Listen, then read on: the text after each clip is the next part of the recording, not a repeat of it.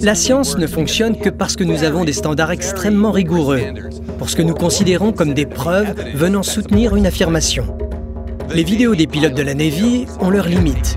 Leur problème, c'est que les caméras ne sont pas des instruments scientifiques. Ce n'est pas leur rôle.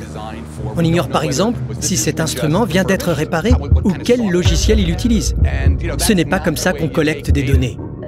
Il en va de même avec les radars et tous les problèmes qu'ils rencontrent. Tout le principe de la science, c'est d'être capable de contrôler ces instruments.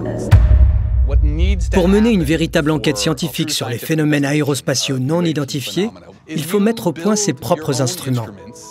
Il faut partir de zéro, concevoir un programme de recherche et voir où cela mène.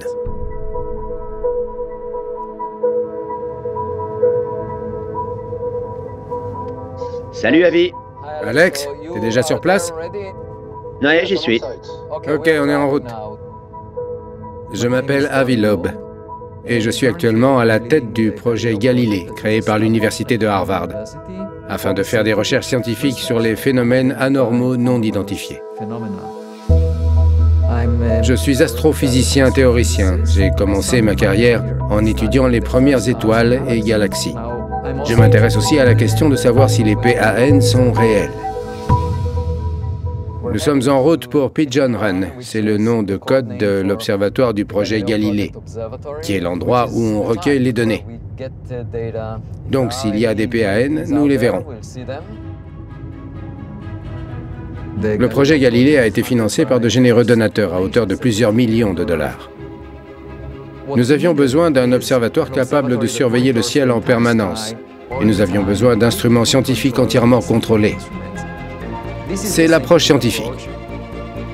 Nous avons rencontré l'opposition de la communauté scientifique, qui estime que de telles études vont à l'encontre du statu quo selon lequel nous sommes seuls et que nous n'avons rien observé. Il y a des milliards d'autres étoiles rien que dans la Voie lactée. Aujourd'hui, nous savons qu'un nombre considérable de ces étoiles, peut-être un quart, ont des planètes comme la Terre, où il pourrait y avoir de l'eau à l'état liquide et par conséquent où la vie telle que nous la connaissons pourrait exister.